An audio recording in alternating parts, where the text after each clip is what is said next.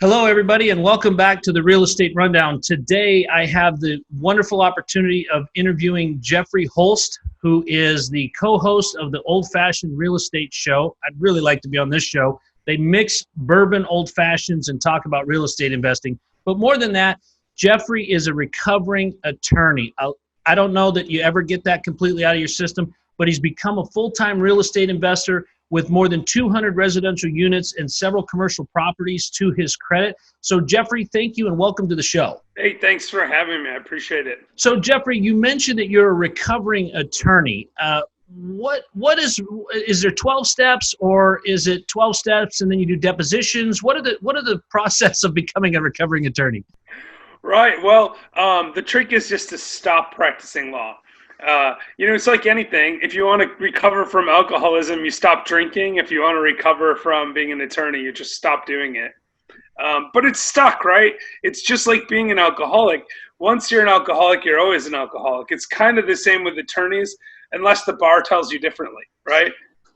So there's another parallel there. Right, exactly. But what is it that got you involved in being an attorney? I mean, what took you to that place in life? I guess I just wanted to make money, right? I mean, my dad was an attorney, so it just seemed like the thing to do.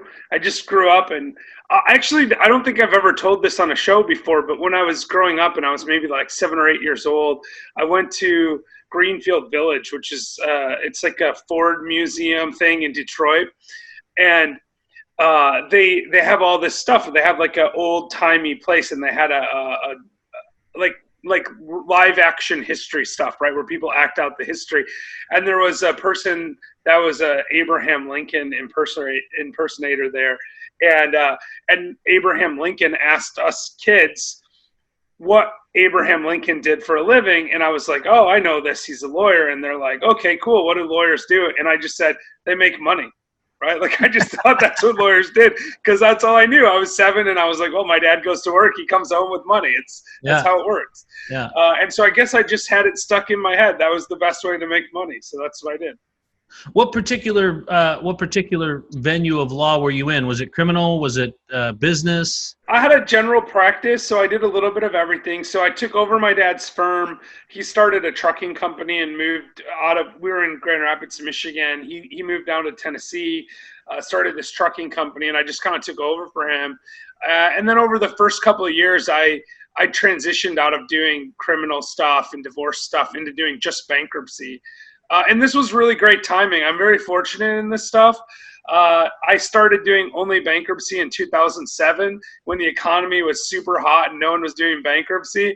And then like a week later, the economy fell apart and I was busier than I could even handle. I was hiring more attorneys and doing television commercials, all that kind of stuff.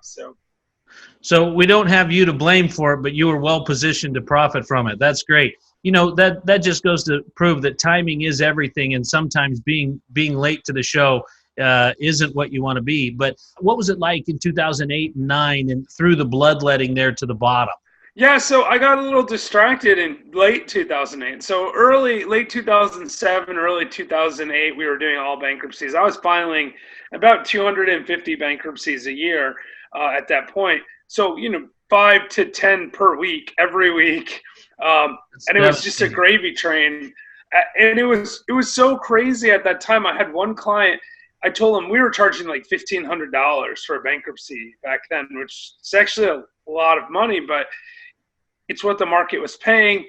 And so I told this guy it's $1,500, and he's like, well, I lost my job. I don't have any way to make this money. And I'm like, sorry, I don't have a choice. Like in bankruptcy, you really do have to take the money up front, because if you don't, it becomes bankruptable and then they no longer owe it to you. So you really don't have very many choices. At least that's how it was then. There's a few different ways around that now. But I told him this, and then like 2 days later, he came back and he paid me in 1s and 5s. And I was like, wait a minute, where did you get a stack of 1s and 5s, right? That adds up to $1,500. And he's like, I went on the street corner with a sign that said, I need money to pay my bankruptcy attorney. And, but that's how it was then. Like everyone was on the street corner, right? They didn't have any money and they didn't have anything to do. And we were helping people and it felt good, honestly. Right. It was a little depressing, but I was in a town that had a GM plant that closed down. So we had tons of people that were high income earners that suddenly didn't have income. There were tons of truck drivers that, their freight volumes had collapsed. Fuel prices were going up. They couldn't afford to make money. They were losing their trucks and therefore their livelihood. And so there was just an enormous challenge in the market at that time. But it was like I said, it was fairly lucrative. And through the first half of 2008, I made a pretty good amount of money, probably the most money up until that point that I'd ever made.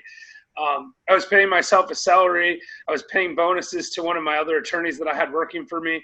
And I still had, I don't know, $80,000 or $90,000 in profit for the 6 or 7 months going into that part of the year. And of course, I was actually wasting a lot of money because when things are going good, it's really easy to start spending money on things that you shouldn't. So I signed like phone book ad contracts, which sounds crazy now, but it was a different world in 2008 for like $6,000 a month to pay for phone book ads and, all this stuff. And we're just trying to grow like crazy. We're signing television commercial deals and having television commercials made up. And it was really great. And then I got sick. I had leukemia.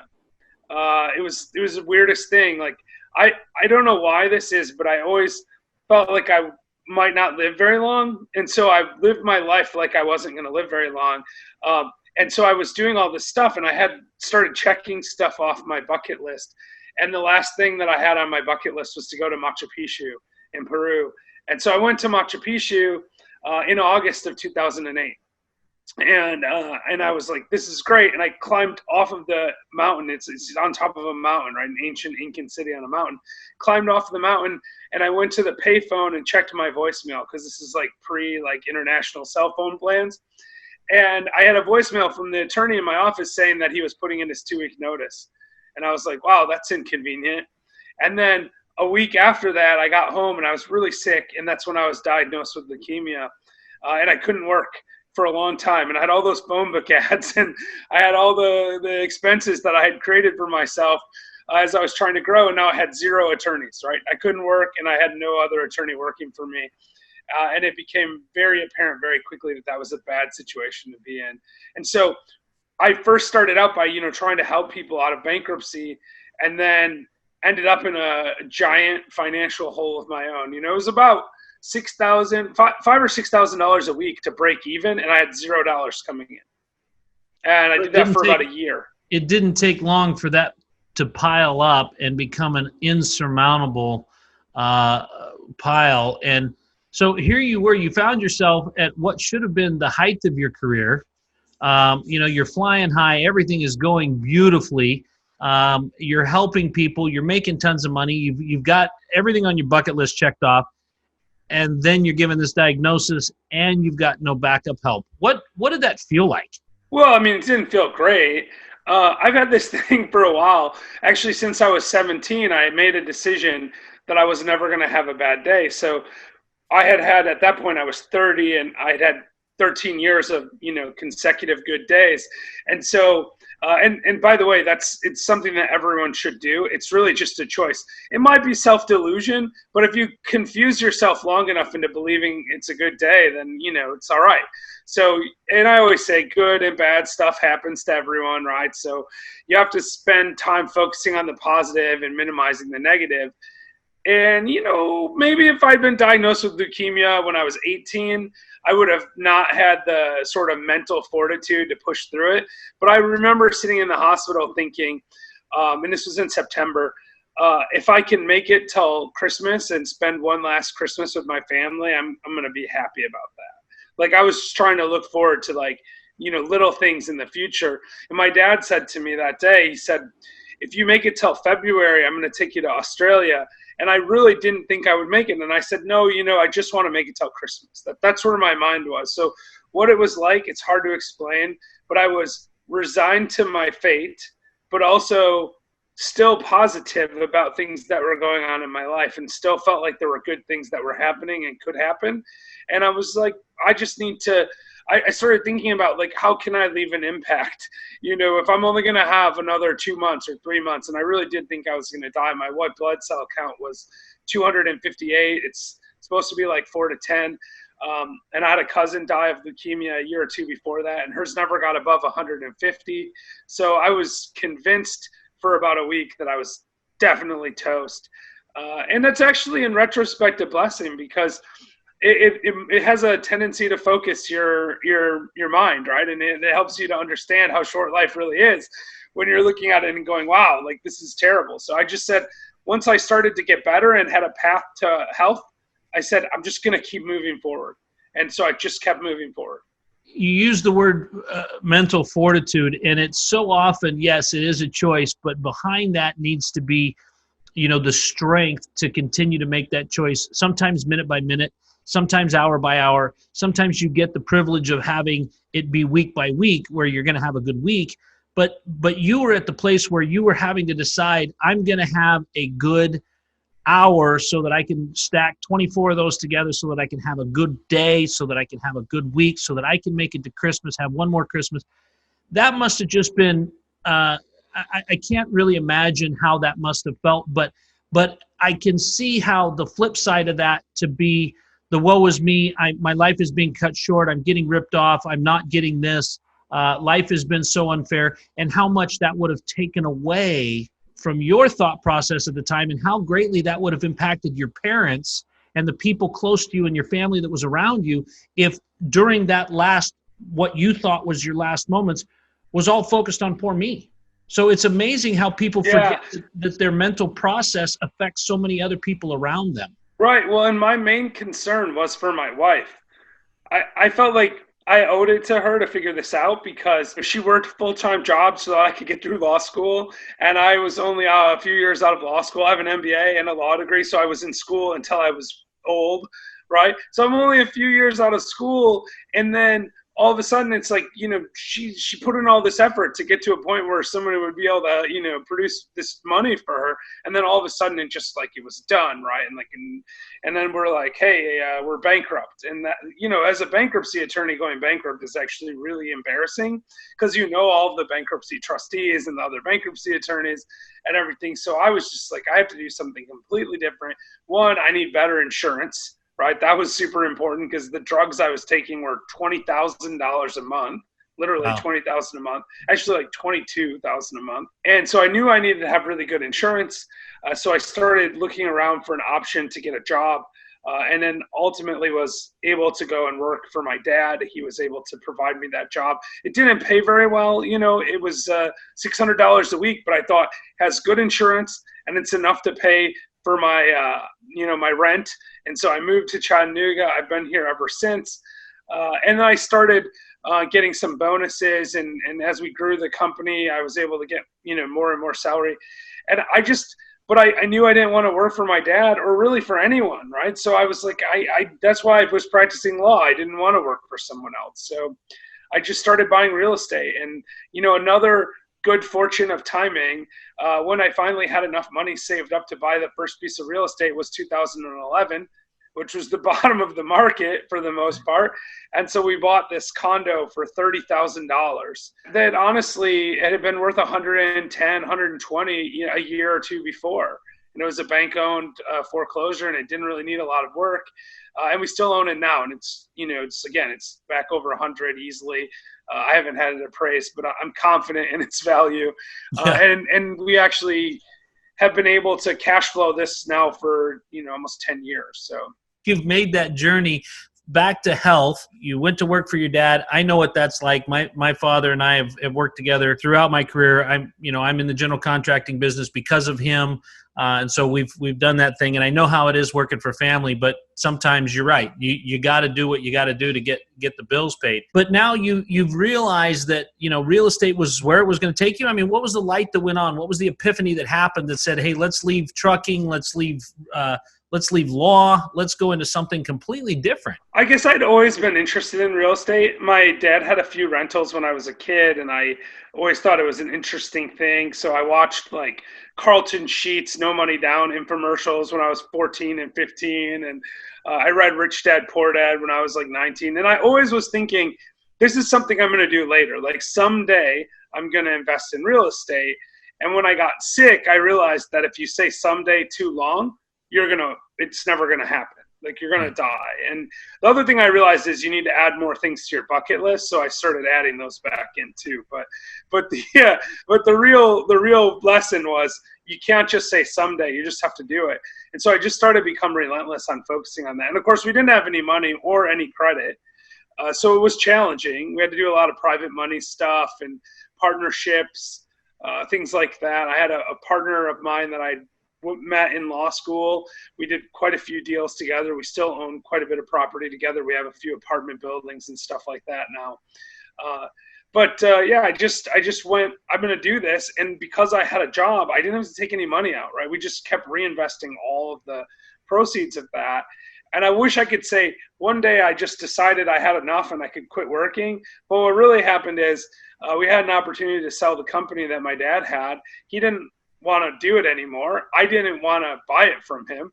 And so we sold it to someone else. And then I found myself out of a job and I thought I'd just go to the beach and like hang out. And I got bored in like a week. And so I started buying apartments at that point.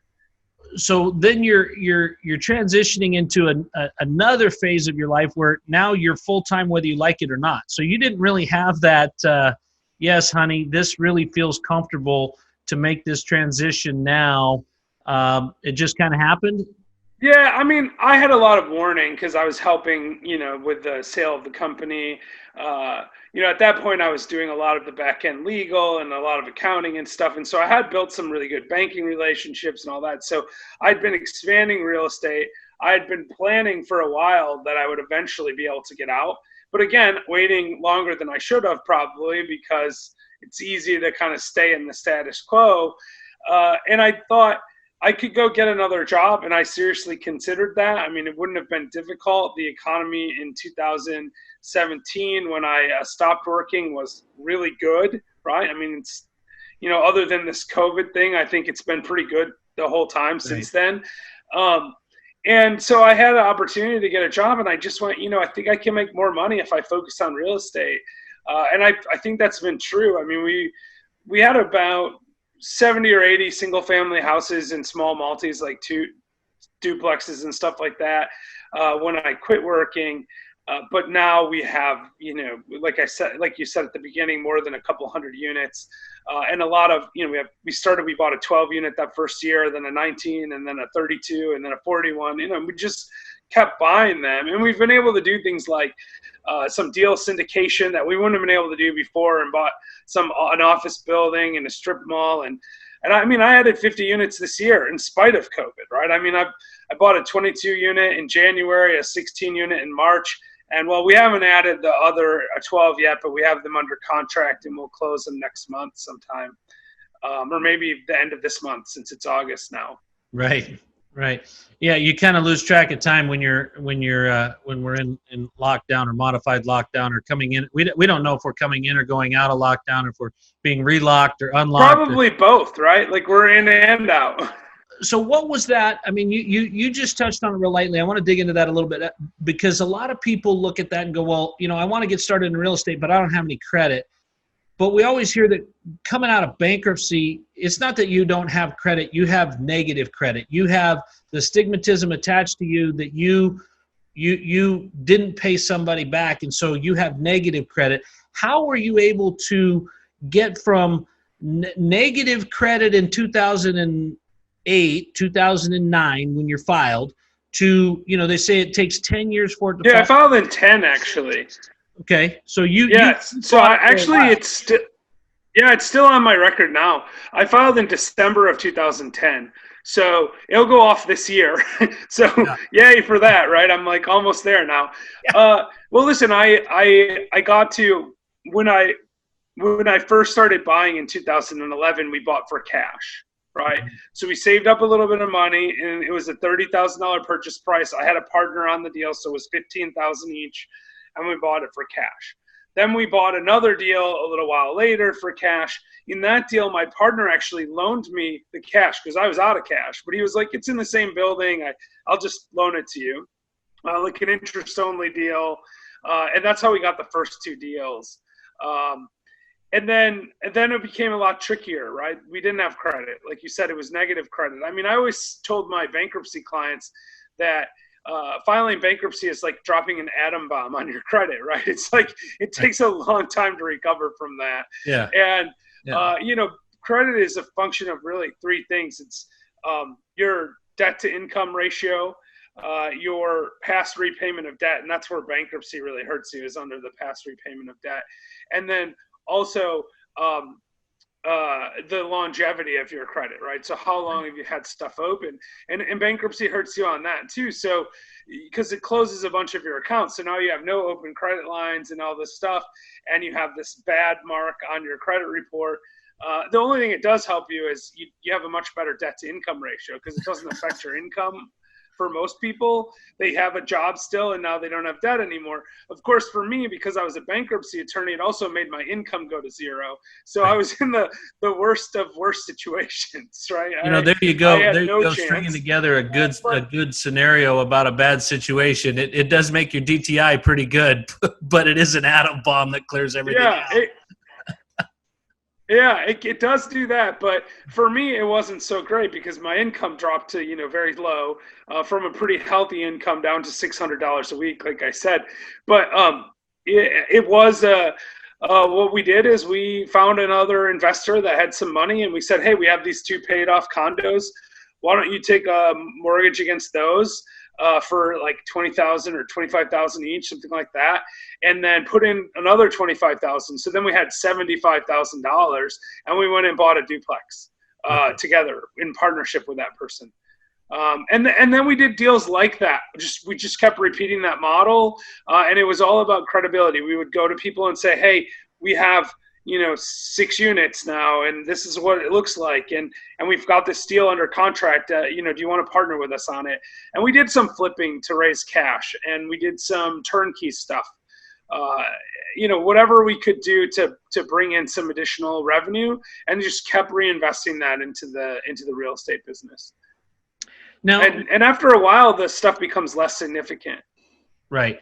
Well, it also becomes easier to do because you have the credibility of having done 3, and then you've got the credibility of having done a dozen, and then you've got the credibility of 30, and then pretty soon, as then the deals start to come to you, and you're not calling the bank and going, hey, I saw this property, and it becomes easier. But it's never a walk in the park. It's never, you still have to do your due diligence, and you still have to walk through the deals. Was your wife working with you on this, or was it just you and your partners, or was she confident in her role that you still owed her? Is that what? Well, I said that, but I don't think she thought of it that way. That's how I thought of it, right? Like I felt like I owed her. She never actually said that to me. So I understand. She was pretty comfortable. She has a retail management job that she loves. The first few years we were in Chattanooga, she didn't work, but she's been working retail management for several years now. And she said to me, as long as we pay the bills, you can do what you want. Just go do it, and hopefully it works out. So it wasn't a really hard sell. But yeah, listen, the thing about it is, I feel like the trick to real estate, and you kind of alluded to this before, once you did it a couple of times, it got easier. The trick to real estate is like the trick to anything else. If you get really good at the fundamentals, like a few simple moves, and do them over and over again, you become better. The best golfer in the world, whoever that is, whether it's Tiger Woods or someone else these days, the best golfer in the world doesn't do anything different than you or I do when we're on the golf course, except for they do it much, much better than us, right? Right. There's only a few things you have to do. You have to swing a club. You have to be really good at putting. It's the same thing in real estate. You have to figure out how to come up with the cash. You've got to figure out how to analyze the deals, and you've got to find deals. But if you get good at those things, you're going to figure it out. Like you just keep getting better at it and keep educating yourself. And I tell this to, coaching students, and I talk about it on my show all the time, because I think it's really important to understand it's not rocket science. It's really just keep staying on top of what you're doing. Yeah. And I hear that from a lot of people, and I grew up in a real estate family. So to me, real estate is not risky. It's never been risky. It's always been about the numbers. There's no emotion involved in it. Never fall in love with a deal. But I hear so many people get stuck on the analysis paralysis of well, what about this and what about that? And here we are, you're giving this advice, and we're in the middle of COVID, and we've got, people going, well, what about vacancy rates, and what about this, and what about what's going to happen with lending, and all of those things will sort themselves out, and they will cause adversity. But as you've had the more than enough in your life, you've figured out a way to overcome that adversity every single time and find a way to make the lemonade out of whatever you've got in front of you, and to make sure that you're moving to the next level with what you're doing. And so much of that, Jeffrey, comes back to where you were grounded. I mean, you mentioned earlier in the show that you had 13 years of consecutive good days, and I really think that mindset is so important with what you're accomplishing now, where you're going now. It's not that you're lighthearted about COVID. It's just that you also understand you've stared death in the face, you've stared bankruptcy in the face, you've come back from both of those things. You've had 13 years of consecutive good days, and you've chosen through your life to focus on what is positive, what is good, and what you can control to take you to the steps that lead you to what you can't. But you've also put yourself in a position where you've got the cash flow that never puts you back in the position where you have to face that, I got to go back to work for $600 a week. Yeah, I mean, listen, the thing is, people make mistakes, period, right? I could have done things different. If I had to really be honest about it, the biggest mistake I made in real estate was not starting soon enough. I spent way too much time thinking about it and then not doing it, right? Right. The second biggest mistake is probably not getting into multifamily any faster. I probably should have done that a lot sooner. But you can't change the past. You can only learn from the past. The most important moment in your life is right now, because what you do right now controls what happens in your future. And yeah, COVID's tough.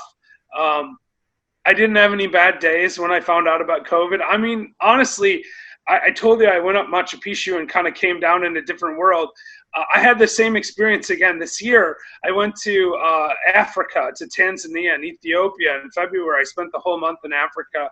I climbed Mount Kilimanjaro, right? So I climbed to the tallest point in all of Africa. And that was on February 18. That same day is the first day that COVID was reported in Africa. By the time I got down off the mountain a couple of days later, the whole world was infected with COVID. I mean, it was insane, right? I mean, it happened that fast. Right. I literally went up the mountain in one world, came down in another one. And I mean, you almost can't make it up. It's so crazy, the stuff that's been happening to us. But, I had 13 years of good days before I got diagnosed. I've had another 12 since. So I'm on a quarter of a century of good days. That's more than half my life. I'm not going to let anything ruin my day. It's not worth it. It's more important to just keep moving forward. And that's the lesson of climbing Mount Kilimanjaro. It's really hard.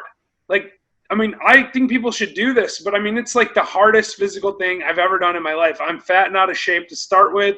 And then I lost toenails and had sunburn and windburn. And, and I was like physically exhausted all the time, and you can't breathe because the air's so thin. You're and not my brother selling ended up going to the hospital. Yeah, you're not selling. Yeah, so you're not I'm getting to the sales pitch here. I'm getting to the sales pitch, though. I'm telling you, it was super hard. But at the other side of that, I just kept thinking, if I just make it like 10 more feet, I can quit. And I just kept thinking that over and over and over again until I got to the top, right? I literally thought for like 6 days of climbing, I thought I'm going to fail, but I just need to go 10 more feet. And I just thought that over and over and over again. And then all of a sudden I was at the top and I was crying. I was so happy. And I was thinking, you know what? I knew I could do this. And like I said, I was worried about stuff. My brother, he came with me. He ended up having to go back because he had acute mountain sickness. He had a pulmonary edema. They told him if he kept climbing, he would die. He ended up 4 days in a hospital in Tanzania.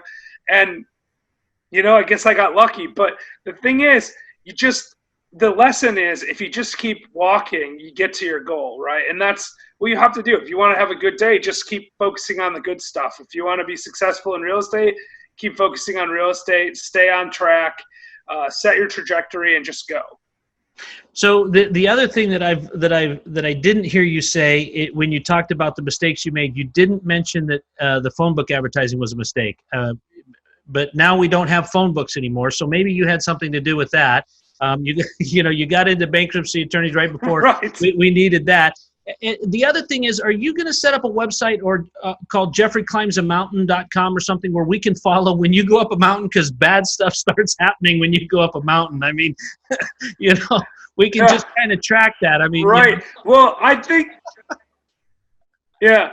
I'm done with mountain climbing, actually. I've only really climbed 2 mountains in my life, and neither of them worked out very well. So, yeah. I climbed a pretty big mountain, and I got sick myself, and then I climbed an even bigger mountain, and the whole world got sick. If I ever do Everest, it's, Armageddon. So Right. Then what'll happen is what happened to your credit will happen to the world, right? So we don't really want you climbing Everest. I mean, that's kind of that's on the rest of our bucket list for you not to do that.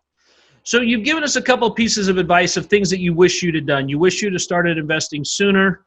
You wish you'd have got out of single family and into multifamily quicker. What are some of the things that you wish you didn't do in your multifamily housing journey?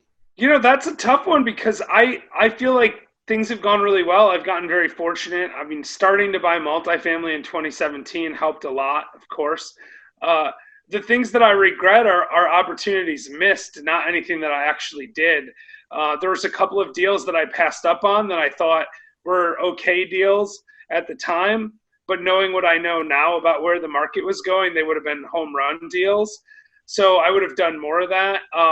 Another thing, we syndicated a deal where we raised some money from some investors, and it turned into a really great deal, which is great for our investors, and I'm happy about it. But I'm greedy enough that I think maybe I should have done that deal on my own and kept it all for myself.